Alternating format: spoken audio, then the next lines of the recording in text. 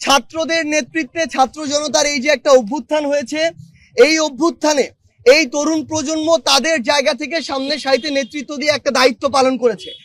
এখন আমাদের যারা বাংলাদেশের রাজনৈতিক অঙ্গন থেকে রাজনৈতিক দলের যারা অগ্রজবৃন্দ রয়েছেন, তাদের সবচেয়ে বড় দায়বদ্ধতা হচ্ছে ঐক্যবদ্ধভাবে যে আওয়ামী লীগ বাংলাদেশে 5 আগস্ট অপ্রাসঙ্গিক হয়েছে, যে আওয়ামী লীগ ছাত্রলীগ যুবলীগ এই নামগুলোকে ব্যবহার করে এই সন্ত্রাসী কর্মকাণ্ড এবং গণহত্যা হয়েছে, তাদের বিরুদ্ধে এখন ঐক্যবদ্ধভাবে আমাদের যে প্রতিক্রিয়া সেটি দেখাতে হবে, এই নিষিদ্ধের প্রক্রিয়ায় যেতে হবে।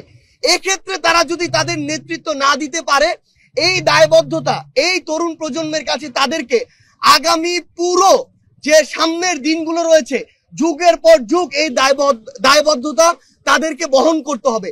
এবং আমরা আমাদের জায়গা থেকে আরেকটা জিনিস স্পষ্ট করে বলেছি, আমরা দেখতে পাচ্ছি পুরো বাংলাদেশে যখন অপারেশন ডেভিল হান্ট হচ্ছে, কিংবা যারা আমাদের শহীদ ভাইরা রয়েছেন, আহতরা রয়েছেন, তাদের মামলার সাপেক্ষে যে বিভিন্ন গ্রেপ্তার হচ্ছে, বিভিন্ন বিচারিক প্রক্রিয়া হচ্ছে, এই জায়গায় বিভিন্ন রেফারেন্সে যেখানে বাংলাদেশের বর্তমানের ফ্যাসিস্ট বিরোধী আন্দোলনে ছিল, কিন্তু বিভিন্ন রাজনৈতিক দলের যারা পোস্টেড তারা বিভিন্নভাবে প্রত্যক্ষ ও পরোক্ষভাবে রেফারেন্স করছে।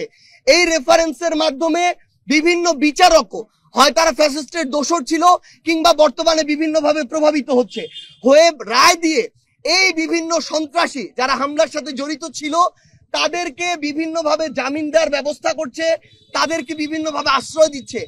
এই কাজগুলো যদি করা হয় তাহলে সবচেয়ে বড় যে সমস্যাটি, এই যে বিচারিক প্রক্রিয়া এটা বাধাগ্রস্ত হচ্ছে, এবং এই মানুষগুলো খুব দ্রুত সময়ের মধ্যে পুনর্বাসিত হয়ে আজকে যারা ফ্যাসিস্ট বিরোধী আন্দোলন করেছে, আজকে ওই রুমে যারা একসাথে বসেছে, তাদের উপরে আবার হামলা করবে, হয় তাদেরকে অথবা তাদের যারা নেতাকর্মী।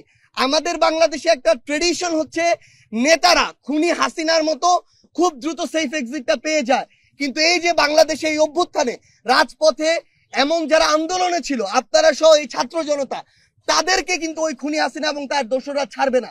সেই জায়গায় আমরা প্রত্যক্ষ এবং পরোক্ষ কোনো ধরনের নেগোসিয়েশনের চিহ্ন দেখতে চাই না। যারা দোষী, যারা খুনি, যারা খুনিদের দোসর, তারা যেই দলের যেই মতেরই হোক না কেন, তাদের শাস্তি হতে হবে। এবং এই বিচারিক প্রক্রিয়ায় কোনো ধরনের আমরা হস্তক্ষেপ প্রত্যাশা করি না, এটা আমরা আমাদের জায়গা থেকে স্পষ্ট করে দিয়েছি।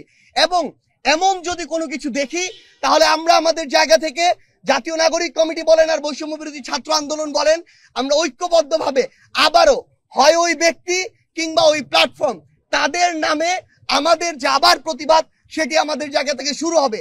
কারণ এই অভ্যুত্থান পরবর্তী সময়ে আমাদের সবচেয়ে বড় প্রথম এবং প্রধান দায়বদ্ধতা হচ্ছে ওই খুনিদের বিচার করা। এটা আমরা আমাদের জায়গা থেকে স্পষ্ট জানিয়ে দিয়েছি।